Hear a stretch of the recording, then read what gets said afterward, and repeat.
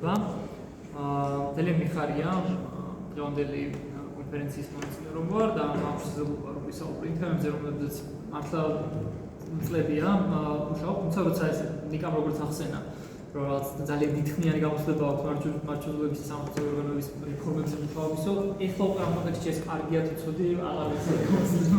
იმდენად ცუდ მდგომარეობაში არის სასამართლოც და სამართლებრივი სისტემაც, რომ მათი რეფორმებზე მუშაობა, ის პასუხისმგებლობის გაზიარება, არ ვიცი, კარგად მეთქვა თუ არა ადამიანზე. მაგრამ ხო, ეს არის გაიზიარებ. კარგად გავიზიარებ მაშინ მართლა. მხოლოდ. მაგრამ ხო, ძალიან ისეთი საკითხი არის მრავალშრიანი და რთული და 15 წუთში მესმის რომ ამ ყველაფერზე ამ უწურავად ვერ ვილაპარაკებ, ვერ ჩავდო ყველაფერს, ამიტომაც თუ რამე კითხვები გექნებათ პირიქით სიამოვნებით.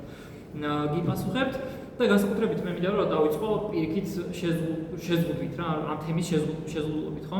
როცა ჩვენ საუბრობთ ხოლმე სასამართლოზე და სამართლებრივ სისტემაში არსებულ პრობლემებზე, ხო, პირველი შეცდომა რაც მან შეიძლება დაუშვათ არის ის, რომ ჩვენ დავინახოთ ეს საკითხები როგორც ავტონომიური პრობლემა. ხო, სასამართლოს და იგივე სამართლებრივ სისტემის არსებული ინსტიტუციური პრობლემა როგორც ავტონომიური გამოწვევები, ხო? და ეს ავტონომიური გადაწყვეტები საბოლოო ჯამში ასევე არაეფექტური იქნება, იმიტომ რომ სინამდვილეში ამ სისტემებში არსებული პრობლემები არის უბრალოდ ანარეკლი, უფრო ფართო დიდი პოლიტიკური პრობლემის, ხო? პოლიტიკური კრიზისის შეიძლება ასე დავყოთ. და ჩვენ თუ შევხედავთ მართლობის სისტემაში და მართლობის სისტემას დავარქვი როგორც სასამართლოს სამართლებრივ სისტემებს, რომ ბევრი სიტყვები რომ არ დავხარჯო. ხო, აი ამ სისტემაში არსებულ პრობლემების შინაარს, ბუნებას თუ დავინახოთ რეტროსპექტიულად, ხო, ბოლო პირდაპირ 30 წელიწადში ძალიან კაფედ გამოჩნდება, რომ ის პირიქით კარგად ასახავს უფრო ფართო პოლიტიკურ დღის წესრიგში არსებულ გამოწვევებს, ხო? დაწყებული 90-იანებიდან იგივე მასშტაბური კორუფციისა, შემდეგ რეპრესიული აპარატის და რეპრესიული ფუნქციების შეთავსების და ბოლოს დღეს დღევანდელი დახასიათება ამ სასამართლო მართლობების სისტემის არც ისე მარტივი არის, ხო? იმიტომ რომ ის შეიძლება ვერ მოექცეს ერთ კონკრეტულ, როგორ ვთქვა, თეორიულ ჩარჩოში. არის აბსოლუტურად ლაბილური ძალიან ხშირად, ხო, და მისი ლოგიკის ამოკითხვა ერთი შეხედვით არის რთული, რომ რა ლოგიკით მოქმედებს და იგივე ორი დღის წინ მიღებული გადაწყვეტილებებიც ხო, როდესაც მაგალითად გიორგი ახუბაძე გამართლდა და ზიანოღლობელის ბრალი გადაკვალიფიცირდა. ერთი შეხედვით მე ამას ვუწევთ რომ თქვა ამ ტიპის გადაწყვეტილებებს არ ველოდებოდი, მეგონა რომ მიიღებდა იმ გადაწყვეტილებებს, რაც მოსალოდნელი იყო, ხო? მაგრამ ეს ალოგიკურობა ძალიან ზედაპირული არის ნამდვილში. თავარი ლოგიკა დღეს არსებული სისტემის სწორედ არის ის, რომ ის უბრალოდ აბსოლუტურად მოქმედებს პოლიტიკური დაკვეთით, ხო? აბსოლუტური უგულებელყოფა არის სამართლის ბაზისური პრინციპების, ოდესმე იმას არ ნიშნავს, რომ ყოველთვის დაირღვევა კანონის უზენაესობის მოთხოვნები, ხო? ასე არ არის პირიქით რაღაც საქმეებში, შეიძლება გამართლებელი განაჩენების დადგეს რაღაც საქმეებში შეიძლება გამართლებელი განაჩენების დადგეს, რაღაც საქმეებში შეიძლება სასამართლომ ერთგვარად ვითომ პოლიტიკური წინააღმდეგობის, როგორ ვთქვა, მოჩვენებითი აღქმა გააჩინოს, მაგრამ ეს ყველაფერი ისევ საბოლოო ჯამში ამ პოლიტიკურ დაკვეთის მიზნებს ემსახურება. კიდევ ერთი საკითხი, რაც ამ თემებს ახასიათებს, არის ძალიან, როგორ ვთქვა, პროფესიონალიზაცია და წლების განმავლობაში მართლმსაჯულების, სამართლებრივი ორგანოების რეფორმებზე, რაობაზე დისკუსია შემოიფარგლებოდა ხოლმე ძალიან ვიწრო პროფესიული ჯგუფები, ხო? ამ ვიწრო პროფესიულ ჯგუფებში გულისხმობ მართლა იურისტებს, რომლებსაც ამ იურისტებიდანაც რომლებსაც განსაკუთრებული ინტერესი აქვს ამ თემებს, ხო? რაც ასევე არ არის, სწორედ ასევე შეცდომა არის და ალბათ ერთ-ერთი მთავარი, როგორ ვთქვა, გზა, რაც მომავალში უნდა დაიგეგმოს ამ საკითხებზე რეფორმების პროცესში, ისიც უნდა იყოს, რომ ეს უნდა იყოს მაქსიმალურად ფართო პოლიტიკური საზოგადოებრივი ჩართულობით წარმართული პროცესები. ხო? და ძალიან მოკლედ ვეცდები რომ ახსნა დღეს რა ტიპის პრობლემები გვაქვს სასამართლო სისტემაში, როგორ მივიღეთ ეს პრობლემები რეალურად და მე ასევე მოკლედ ვილაპარაკებ უკვე სად შეიძლება იყოს და როგორ შეიძლება იყოს გამოსავლები. ოღონდ კიდევ ერთხელ ვამბობ ძალიან მომიწევს რომ ძალიან ზედაპირული და პრინციპულ საკითხებზე გავამახვილო ყურადღება, იმისთვის რომ ერთ დროში ჩავეტიო და დანარჩენ პანელის დანარჩენ მონაწილეებს არ წავართვა კუთვნილი დრო, ხო? ხო, დღეს რა პრობლემა არის სასამართლოში? შეიძლება სამი მთავარი პრობლემა შეიძლება გამოიყოს, ხო? ეს არის აბსოლუტური მორჩილება სისტემის და ლოიალურობა პოლიტიკური ელიტის მიმართ. ეს არის დახურულობა და დახურულობაში იგულისხმება ის, რომ დღეს მაგალითად არც სამართლობრივ სისტემაში და არც განსაკუთრებით მართლმსაჯულებაში კვალიფიციური კადრები მხოლოდ მათი კვალიფიკაციის ხარჯზე ვერ შეაღწევენ, ხო? მათ თუ არ აჩვენეს გარკვეული ლოიალურობა, მზაობა რომ იყვნენ ლოიალურები, მზაობა იმისა რომ არასწორ კანონსაწინააღმდეგო მითებებში ასრულებენ, ისინი სისტემაში შეუძლებელია რომ მოხვდნენ. უფრო პირიქით, ვინც კი ასეთი იყო სისტემაში, მათი დიდი ნაწილი დღეს უკვე აღარ არის და გამონაკლისები რჩებიან სასამართლოში, თითქოს ჩამოსახლებული მოსამართლეები ყავს დღეს, ჩვენ ასეთები, რომლებიც არ ემორჩილებიან მითითებებს, მაგრამ მათი შიდა ინსტიტუციურ წესრიგზე მათი გავლენა არის ფაქტიურად არარსებული, ხო? და ძალიან ხშირად ესეთი მოსამართლეები ესე კულუარულად, არფორმულად იმას ამახვილებენ ყურადღებას, რომ მაგალითად პოტენციურად სენსიტიური საქმეებიც კი მათამდე არ ეწერებათ მათ, სწორედ იმის გამო, რომ მათ მიმართ ნდობა არ არსებობს, ხო? ეს მაინც და მაინც სისხლის სამართლის საქმეებს არ მიემართება, მათ შორის იგივე დიდი ბიზნესის პალატის საქმეები რაც არის, ხო? და მაღალი ვთქვათ ეკონომიკური ინტერესების მქონე საქმეები რაც არის, ესეთი საქმეები შეიძლება დიდი ალბათობით არ მივა იმ მოსამართლეებთან, რომლებიც მაგალითად სამოქალაქო კოლეგიებში შეიძლება გამოირჩეოდნენ დამოუკიდებლობით, პრინციპულობით, კრიტიკულობით და ასე შემდეგ.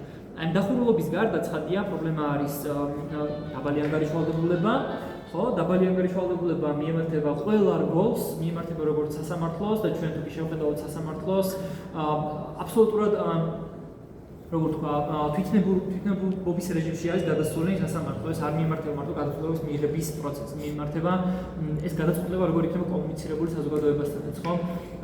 თუნდაც ის ფაქტი, რომ დღემდე სასამართლოს გადაწყვეტილებები არ არის საჯარო, ესეც არ არის შემთხვევითი პრობლემა, ეს არ არის მხოლოდ ადმინისტრირების პრობლემა, რომ უბრალოდ ვერ ახერხებენ ადმინისტრაციულად გადაწყვეტილებების ხელმისაწვდომობას, ხო? ესეც მათ შორის არის პოლიტიკური თვითნებობის ნაწილი არის, პოლიტიკური დაბალი ანგარიშვალდებულების ნაწილი არის, რა დროსაც სასამართლოსთვის ცხადია უფრო კომფორტული არის, რომ აბსოლუტურად დახურულად იღებს გადაწყვეტილებებს და სწორედ ამ ხაზის გაგრძელება არის ის, რაც ბოლო თვეებში მოხდა, ხო, სასამართლო დარბაზებში და შენობებში, როცა ასევე შეიზღუდა მედიის მხრიდან პროცესების გაშუქება. ეს ცხადია მიემართებოდა კონკრეტულ საზოგადოებრივ მაღალი საზოგადოებრივი მნიშვნელობის და პოლიტიზირებულ საქმეებს და უბრალოდ ამ საქმეებმა აიძულა სისტემა, რომ აქაც მედიის საქმიანობა შეზღუდული იყო, იმიტომ რომ ვერავის ვერ დააჯერეს, რომ მაგალითად სირის გასვლისთვის 4-დან 7 წლამდე თავისუფლების აღკვეთა იქნებოდა სამართლიანი სასჯელი და ბევრი ასეთი მაგალითი არსებობს, ხო, მიმდინარე საქმეებში და ამიტომაც დაიხურა ეს პროცესი, მაგრამ ეს არ არის კიდევ ერთხელ უბრალოდ ცალკეანებული პრობლემა, უფრო დიდი პრობლემის, სტრუქტურული პრობლემის ნაწილი არის, რომელსაც დაბალი ანგარიშვალდებულება ჰქვია. და ცალკეანებული დაუსჯელობის სინდრომიც ასევე გამოსარჩევი არის, რომელიც უფრო მეტად შეიძლება შესამჩნევი არის სამართალმცავ სისტემაში, ხო, როცა ჩვენ იგივე ნოემბერი-დეკემბრის აქციებზე რაც ვნახეთ, შეუძლებელია პოლიციას ემოქმედა ამგვარად, თუ კი მათ არ აქვთ მყარი გარანტიები დაუსჯელობის, ხო? შეუძლებელია ასე ღიად პოლიცია ძალადობდეს მოქალაქეზე, ან მოქალაქის მიმართ ძალადობის ფაქტზე იყოს აბსოლუტურად ბოლგრილი, ხო? თუ კი მას არ აქვს სრული გარანტია, აბსოლუტური მოლოდინი დაუსჯელობის, ხო? თუმცა ეს პრობლემაც არ შემოიფარგლება მხოლოდ სამართალმცავ სისტემაში, ხო? იგივე პროკურატურაში, მართლმსაჯულების სასამართლო სისტემაშიც პრინციპში დაუსჯელობის სინდრომი გარკვეულად არის გაჯერებული, უბრალოდ განსხვავებულად იჩენს ის თავს, ხო, თუ კი პოლიციის მხრიდან ეს ძალადობაზე უფრო ბრუტალურ ფორმებში ვლინდება, პროკურატურის სასამართლოში ეს დაუსჯელობის სინდრომი ვლინდება იმაში, რომ ისინი მყარად ასრულებენ, თავდაჯერებულად ასრულებენ დაკვეთებს, იმგვარ დაკვეთებს, რომლებიც ღიად, აი რა ვიცი, ბაზისური სამართლის პრინციპებს შეიძლება ეწინააღმდეგებოდნენ, სწორედ იმის გამო, რომ მათ აქვთ გარანტიები დაუსჯელობისა, ხო? ეს დაუსჯელობის გარანტიები ზოგჯერ გამყარებული არის ფორმალური მექანიზმებით, მაგალითად იმით, რომ მოსამართლეები არიან უბოდო დანიშნულები და ზოგჯერ იმით, რომ ისინი სხვადასხვა ტიპის არაფორმალურ წახალისებებს შეიძლება იღებდნენ, ხო? შეიძლება ეს იყოს ვთქვათ, არ ვიცი, დაწინაურებაში, შეიძლება ეს იყოს უფრო შეღავათიან სამუშაო გრაფიკში და ასე შემდეგ. ხო, პრობლემებზე არ ვიცი, დღეს არსებული პრობლემები წლების ეს არ არის კიდევ ერთხელ ბოლო საკითხს ბოლო ნაწილს ვიტყვი, დღეს არსებული პრობლემები, რომელსაც ჩვენ სასამართლოში ვხედავთ, ბარსოჯულების სისტემაში და სამართლოს სისტემაში, ეს არ არის ის პრობლემები, რომლებიც რამდენიმე თვის წინ გაჩნდა, ხო?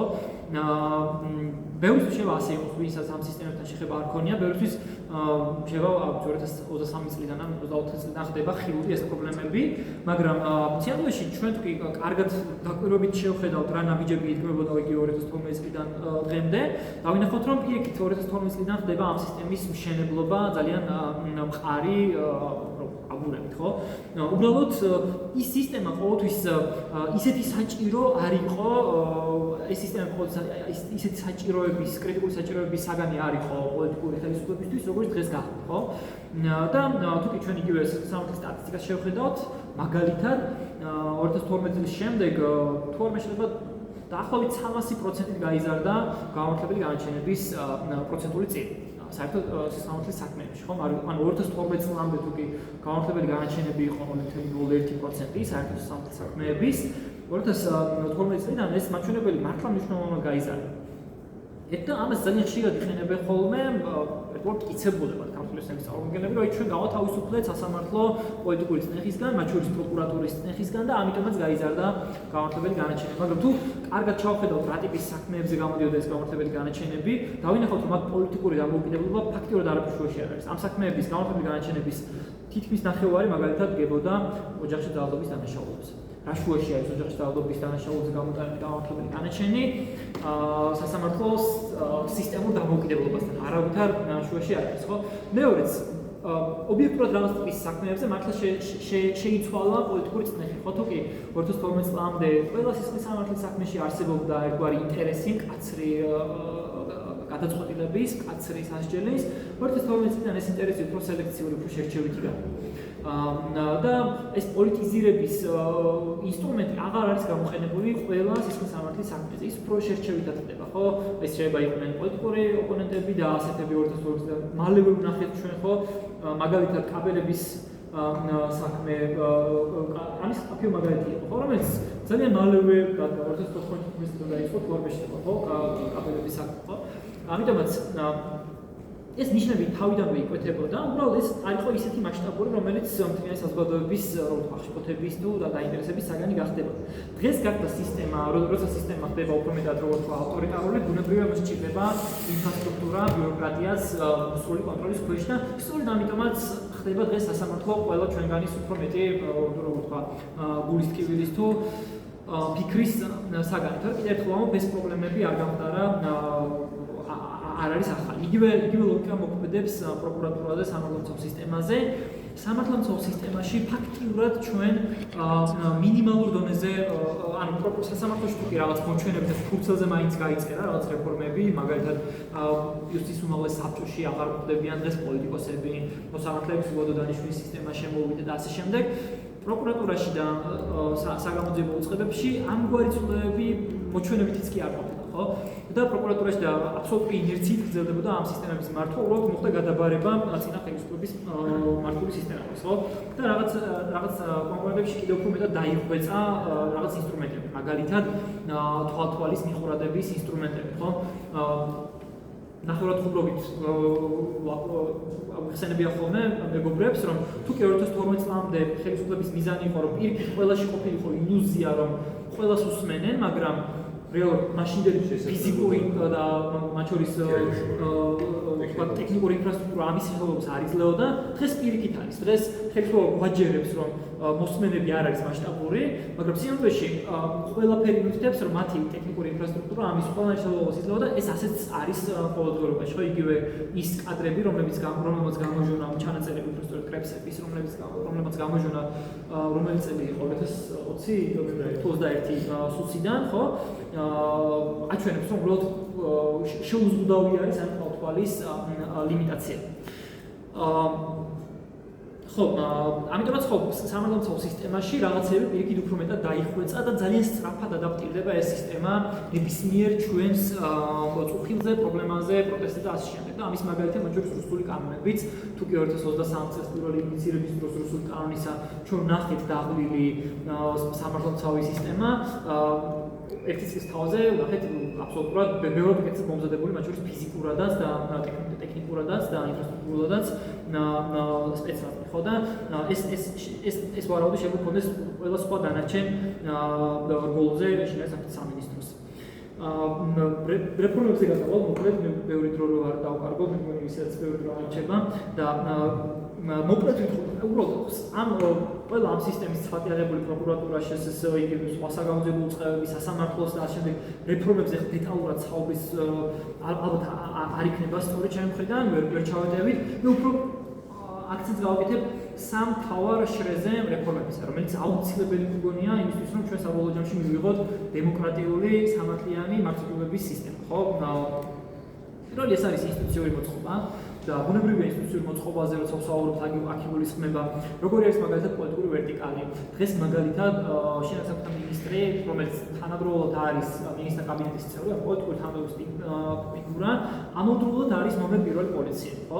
მინისტრის კომპეტენცია არ შემოიფარგლება მხოლოდ მენეჯერული ინსტიტუციური საკითხების გადაწყვეტით, ხო? მინისტრს შეუძლია როგორ ვთქვა, ბაზისურ საპოლიციო ღონისძიებაში არსებითი გავლენა მოახდინოს ღონისძიების ჩატარებაში.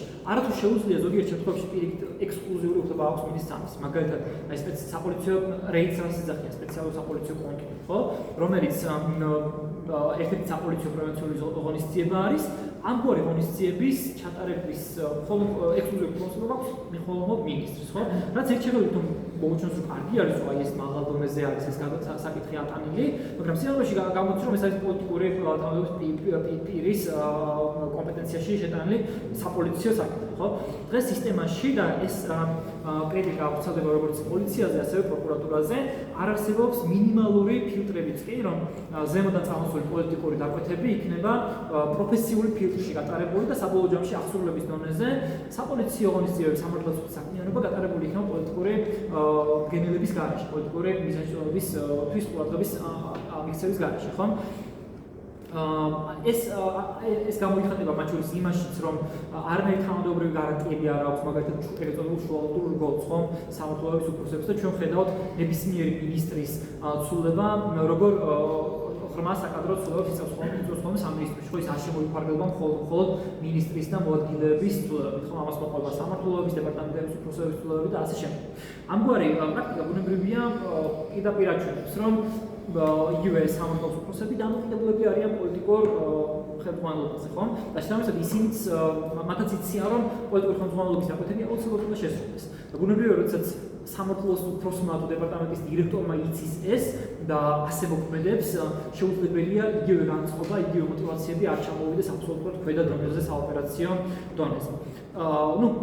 სამართლის უწყებაში, იგივე პროკურატურაშიც ფორმალურად ჩვენი პროკურატურა აღარ არის მინისტრთა კაბინეტის მთავრობის ნაწილი, ხო, 2012 წლამდე იუსტიციის სამინისტროს გამგებლობაში ყოფილი უწყება იყო პროკურატურა, მაგრამ ეს არის მხოლოდ ფურცელზე დაწერილი ცნება, იმიტომ რომ თუ ჩვენ შევხედავთ მაგალითად გენერალური პროკურორი როგორ ინიშნება, აბსოლუტურად პოლიტიზირებული პროცესი არის ეს, აქაც პოლიტიკური მგენელი გადაძალავს პროფესიულ ნაწილს და ამიტომაც გენერალური პროკურორები ერთ შეხედვით არიან პროფესიული, ფურცელზე არიან პროფესიული შერჩეული პირები, მაგრამ რეალობაში ყველაზე მეტად ლოიალური კადრები არიან ხოლმე პოლიტიკურად, ხო?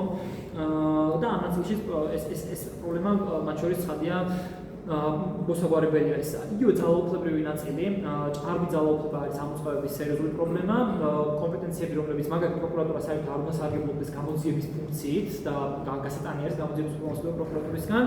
იგივე შინაგან საქმეთა სამინისტროში რიგი ფუნქციები ხშირად არის ან ჭარბად თავმოყრილი, ან ვერ გაიგებ რომელი უწყება, რომელი თანამშრომელი რა ფუნქციის მატარებელი არის, ხო? აღრეული არის საპოლიციო ოპერატიული საგამოძიებო ფუნქციები, რაც თავისი ბუნებით განსხვავებული კომპეტენციები არის, ამას სჭირდება სხვა ტიპის ცოდნები და ისინი უნდა გაიმიჯნოს და ასე შემდეგ. ნუ სასამართლოზე ასევე ძალიან ბევრი არის ინსტიტუციური მმართველობაზე სალაპარაკო და უბრალოდ იმას ვიტყვი, რომ სასამართლოში დღეს ეს ჭარბი ძალაუფლების მქონე უწყება არის იუსტიციის უმაღლესი საბჭო, რომელიც ფაქტიურად ყველაფერს განაგებს და საბჭოს ძალაუფლების დეცენტრალიზაცია არის აუცილებელი და მე ქვევიდან ზევით სამოსამართლო მმართველობის შენება აუცილებელი. რეფორმის მეორე როგორ თქვა, ხედვა, რაც მე მგონია რომ ერთ-ერთი ყველაზე იგნორირებული მიმართულება არის მართლმსაჯულების სფეროში, როცა რეფორმებზე ვსაუბრობთ, ეს არის პოლიტიკის, როგორი უნდა იყოს მართლმსაჯულების პოლიტიკა, პოლისი. ხო? ჩვენ ძალიან ხშირად ვლაპარაკობთ ხოლმე კანონებზე, ინსტიტუციურად უსამართლის დამოუკიდებლობის გარანტიებზე და ასე შემდეგ, ან პოლიცია როგორ უნდა იყოს მოწყობილი, მაგრამ რა მიზნებით უნდა მოქმედებდეს ეს უწყებები, რა უნდა იყოს მათი როგორ ვთქვა, ესენციურად რა შინაარსს უნდა ემსახურებოდნენ, ეს ჩვენ ხოლმე გვერდით, ხო? მაგალითად, ძალიან ხშირად როცა ჩვენ ვსაუბრობთ იმაზე, რომ ჩვენ კანონმდებლობა შინაარსობრივად არის მოძველებული, ერთ-ერთი მაგალითი არის თითქოს ადმინისტრაციულ სამართლებრივთა კოდექსი, რომელიც უბრალოდ საფრთხე კოდექსი არის და თითქოს მხოლოდ ის აქცევს ამ კოდექს პრობლემას, რომ ის არის საფრთხე დროინდელი, ხო? შინაარსი მისი შინაარსი არის პრობლემა, ამ კოდექსის შინაარსი არის პრობლემა, რომელიც ნამდვილად სისხლის სამართლებრივი ინტერესების სასჯელებს შეიძლება აწესებდნენ ისე, რომ ადამიანები არ სარგებლობენ სამართლიანი სასამართლოს პროცესის ბაზისური პრინციპით, ხო? მაგრამ ადმინისტრაციული სამართლებრივთა კოდექსი არის ამ პრობლემის ძალიან ვიწრო ნაწილი. ჩვენ თუ შევხედოთ სასამართლოს კოდექსს, ბევრად მძიმე არის სასამართლოს კოდექსში შინაარსობრივი პრობლემები, იმიტომ რომ ჩვენი სასამართლოს კოდექსი ასე მიუხედავად იმისა, რომ ეს კოდექსი 93 წელს არის მიღებული, ბევრი მხრივ არის ნამდვილად ტოტალიტარული თავის შინაარსით, ხო? ან იმდენად ბუნდოვანი, იმდენად ელასტიური შინაარსის, რომ დღეს რასაც ვხედავთ, ესეთი თავგასრულობა მართლმსაჯულების, მათ შორის ერთ-ერთი დამსახურება ესეც არის ამგვარი კოდექსის, ხო? აქ აღარ შევიდეთ იმაზე, მაგალითად როგორი უნდა იყოს სასჯელის პოლიტიკა, ხო? ჩვენ დღემდე მიუხედავად იმისა, რომ წარმოვიდგინოთ 2012 წლის შემდეგ რამდენი მასშტაბური ამნისტიის აქტი გქონდა. 2012 წლის შემდეგ ქართული საპატიმრო დაწესებულებები არათუ განახელდა დაახლოებით 3-ჯერ შემცირდა. ხო, 24,000 პატიმრიდან ჩამოვედით 8-9,000 პატიმრამდე. მაგრამ სწორედ იმის გამო, რომ ჩვენი კანონმდებლობა და დასჯის პოლიტიკა არის ძალიან მკაცრი, საქართველოს დღესაც თუ ჩავხედავთ მაგალითად ევროპის საბჭოს პენდენციურ კვლევებს, ხო, რომელიც ტარდება ევროპის საბჭოს ქვეყნებს შორის პატიმრების პოპულაციაზე, საქართველოს არის მოწინავე ქვეყანა, ერთ-ერთი ლიდერი ბჭყალებში ქვეყანა პატიმრების რაოდენობით, ხო? ვისწრებს ისეთი ავტორიტარული ქვეყნები, როგორიც არის, თურქეთი, თურქეთმაც ბოლო წლებში გატარებული მასიური პოლიტიკური დეუნის და ფაქტობრივად ყველა პოლიტიკური დისიდენტის დაპატიმრების ხარჯზე გაგვისწრო, ერთსულ მოსახლეზე გულისხმობ პატიმრების რაოდენობას, ხო? ვისწრებს თუ არ მეშლება აზერბაიჯანი, ბელორუსი აღარ მეზოდებათ ინფორმაციას, ბელორუსი თუ ასე გამოსწრებს. იგივე შეიძლება ითქვას პრობაციონერების რაოდენობითაც საქართველოს ძალიან წინ არის საშუალო ევროპულთან შედარებით, ხო? ეს იმას აჩვენებს, რომ ჩვენი დასჯის პოლიტიკა არის ძალიან მკაცრი და ამას ეს არ არის მხოლოდ უხეში სტატისტიკური მონაცემი. ამის უკან დგას ის, რომ პეტიციურ სისტემაში მე პატიმრების ჭარბი რაოდენობის გამო არ ხდება არ არის საკმარისი სათანადო დაცული, ის რომ რეაბილიტაციის, რესოციალიზაციის სერვისები არ არის არასდროს საკმარისი ამდენი პატიმრისთვის და ასე შემდეგ. ამიტომაც ეს დასჯის პოლიტიკა და შინაარსობრივი პოლიტიკის საკითხები, როგორი შინაარსის მართლმსაჯულება გვჭირდება ჩვენ, ხო? არა მკაცრ სამაგალითო დასჯაზე ორიენტირებული, არამედ მაგალითად პრევენციაზე, ხო? ამაზეც აუცილებელი არის აქცენტების გაკეთება, როცა ჩვენ ამ სისტემის რეფორმაზე ვსაუბრობთ, ხო? მათ შორის იგივე საპოლიციო პრევენცია როგორი უნდა იყოს. დღეს თუ ჩვენ შევხედავთ რა ინსტრუმენტებით მოქმედებს პოლიცია საპოლიციო საქმიანობის დროს, ეს მთლიანად კონტროლის და ზედამხედველობის ინსტრუმენტები არის, ხო? იყო მცდელობები მაგალითად საზოგადოებრივი პოლიციის, საზოგადოებრივი მართლმსაჯულების ოფიცრების ინსტიტუტის შემუშავების, მაგრამ არც ერთმა ამან არ გამართლა, იმიტომ რომ ფუნდამენტურად არ იყო დანახული ის, რომ პოლიცია დანაშაულს უნდა ებრძოდეს საზოგადოებასთან ერთად და ამის წინაპირობა უნდა იყოს ნდობა საზოგადოებასთან, ხო? თუ კი სამართლმცავი არ სარგებლობს ნდობით საზოგადოების და მისი როგორც community-ის, შეუძლებელია ამ ორმა სუბიექტმა ერთად იბრძოლოს დანაშაულისთვის. და მესამე ეს არის პერსონალი, მესამე რეფორმის მსხვილი მიმართულება ეს არის პერსონალი, აქ გულისხმობ დღეს არსებულ პოლიციელებს, მოსამართლეებს, პროკურორებს რას უშუალოდ, ხო? და ეს არის ერთ-ერთი ყველაზე რთული საკითხი. აქ ბუნებრივია ვინც კონკრეტულ დანაშაულებს ჩადის, მაგალითად ვინც დაბადებით ჩაუდო ადამიანს, ვინც კორუფციულ დანაშაული ჩაიდგა, ვინც არსებობდა მოპყრობა, ვის დანაშაული ჩაიდგა, ხო, იძალა და მოქალაქეზე, ბუნებრივია ეს შედარებით მარტივი საკითხი არის, ასეთი ადამიანები განსაჯების სკამზე უნდა აღმოჩნდნენ მარტივად და მათ არაფერი ესაკუთრებათ სისტემაში. მაგრამ დღეს კიდევ ფუნდამენტურად დგას პერსონალის საკითხი, იმიტომ რომ მაგალითად პოლიციელები, რომლებიც თავად არ ძალადობენ, მაგრამ იციან რომ მათ კოლეგებმა იძალდეს. რას უშვებით ასეთ სამართლებს. იციან რომ მათმა კოლეგებმა იძალდეს, მაგრამ ამის თაობაზე არ განაცხადეს არც სახელმწიფო, არც საჯაროდ, არც სხვა სამართლოსა უწყებაში, რომ ეს ფორმული დანაშაული არის, ხომ და ნებისმიერ ადამიანს ევალება რომ დანაშაულის შესახებ განაცხადოს ინფორმაცია, ხო? იგივე მოსამართლეებზე, რას უშვებით იმ მოსამართლეების მიმართ რა ხება გვაქვს ვინც ერთ უშუალოდ აღასრულებს უკანონო მარცხაჯულებას, მაგრამ ეს მოსამართლეები უადოდ აღიარებენ განაჩენები და ჩვენ კანონი გვეუბნება რომ არ შეიძლება მოსამართლეს პასუხი დაეკისროს მის მიერ მიღებული განაჩენების გამო. მეორე მხრივ მოსამართლეები, რომლებიც არ ვიცი, სისტემაში მით არიან, იციან რა ხდება, მაგრამ ამის თაობაზე არაფერს არ აკეთებენ და ხო აგრძელებენ მშვიდად თუმად ცხოვრებას, ხო? დღეს ამ სისტემების მიმართ იმდენად დიდი არის და მზარდი კრიტიკულ ზღვარს არის მიღწეული უნდობლობა, საზოგადოების და კრიტიკა, რომ ეს უკვე ერთგვარი უნდობლობის ფაქტორიც არის ადამიანი პერსონა იყო თუ არა სისტემის ნაწილი აი ამ კრიტიკულ პერიოდში, ხო? ამიტომაც ეს პერსონალის რეფორმა ასევე არის ფუნდამენტური საკითხი მართლმსაჯულების და სამართლმსაჯულების სისტემის, რა ფარგლებში და რა მოცულობით უნდა გავრცელდეს არსებულ თანამშრომლებზე, არსებულ პერსონალზე ეს ცვლილებები, მე პირადად ამაზე კაფე პასუხი დღეს არ მაქვს. მაგალითად რომ აი მაგალითად 2023 წელს როცა ევროპის კომისიამ ერთ-ერთი რეკომენდაცია გამოუცხადა საქართველოს მიმართ კანდიდატის სტატუსთან დაკავშირებით, რომ აუცილებელი იყო მოსამართლეების ბეკინგი, მოხეშად რომ ვთქვათ, ხომ? მაშინ კომისიამ ასევე კაფეობდა ძალიან ვიწროდ შემოფარგლა მოსამართლეების წრე, ვინც უნდა გავრცელებულიყო ეს ღონისძიება. ეს არ იყო ის, რომ აბსოლუტურად ყველა მოსამართლეზე ბეკინგი უნდა გავრცელებულიყო. ეს იყო მაღალი თანამდებობის მქონე პირები, ანუ იუსტიციის უმაღლესი საბჭოს წევრები, ესენი იყვნენ სასამართლოს თავმჯდომარეები და ეს იყო უზენაესი სასამართლოს მოსამართლეები. რაც საერთო სამოსამართლო კორპუსის დაახლოებით 10-15% არის რომ ვთქვათ და მაშინ სამოქალაქო საზოგადოება პროფესიული ჯგუფები ზუსტად ამაზე ვიყავთ. პირიქით ჩვენგან იყო ნაკარნახევის რომ ვეტინგი არ უნდა იყოს მასშტაბური, იმიტომ რომ ეს არის ძალიან ტკივნეული პროცესი, ძალიან რთული პროცესი და რაც უფრო ვიწრო წრე შეეხება მოსამართლეებისას განსაკუთრებით, უფრო ადვილად და ხარისხიანად შეიძლება განხორციელდეს. მაგრამ დღეს თქმული განსაკუთრებიდან მე აღარ მჯერა რომ აი ასეთი ვიწრო დანერგილი, ვიწრო დანახული ვეტინგის მექანიზმი და პერსონალის რეფორმა შესაბამისად სასამართლო სისტემის გაჯასადებისთვის საკმარისი იქნება, იმიტომ რომ დღეს იგივე თბილისის საქალაქო სასამართლოში ადმინისტრაციულ პოლიტიკაში ვინც არიან მოსამართლეები, ვინც განიხილავენ აი ამ საქმეებს ადმინისტრაციულ თანამდებობებისას, ხომ? აბსოლუტურად გასაგები არის, რომ ეს ადამიანები არ იმსახურებენ თანამდებობის ხელფასს, იმიტომ რომ ისინი ასრულებენ დაუყოვნებას, ისინი არ იმსახურებიან მარცხაჯულებას, ხო? იგივე სასამართლის საქმეებში ვინც განიხილავენ. და ასეთი შეიძლება იყვნენ სამოქალაქო სამართლის მოსამართლეებიც.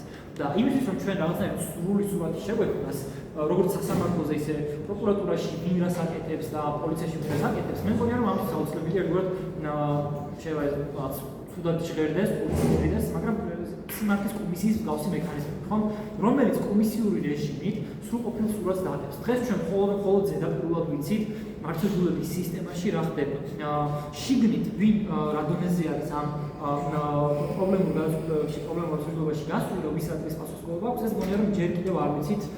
თუ იმას არ ვიტყვი, რომ უბრალოდ სისტემაში ყოფნაც კი საკმარისი არის, რომ ადამიანს ვთქვათ, რომ ის პასუხისმგებლობას იზიარებს ამისთვის. ამიტომ მგონია რომ პირველი მნიშვნელოვანი ნაბიჯი ამისთვის იქნება სისტემური შეფასება, სამართლებრივი შეფასება, რომელიც მე რო პოლიტიკური შეფასების ნაწილიც გახდება და ეს ერთგვარი პოლიტიკური მორკავი იქნება ყველა მომდევნო პოლიტიკური სუბიექტისთვის, რომ ისინი აი ამას პრობლემად ხედავენ და ამას აღარ გაიმეორებენ ხელისუფლებაში მოსვლის შემდეგ, ხო? და ამას უნდა დაედოს საკუთარ შემდგომ სამართლებრივი რეაგირების მექანიზმები, ხო?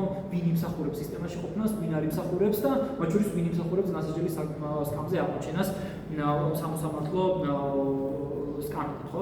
პრინციპში ეს იყო ძირითადად, რაც მე მგონი რომ მაინც გადავაცილე. ერთ საკითხი არ მიხსენებია განზრახ სახელმწიფო უსაფრთხოების სამსახური, რაც გიორგის თემაც შეიძლება ნაწილობრივ იყოს. სუსი არის ძალიან დიდი და ძლიერი ინსტრუმენტი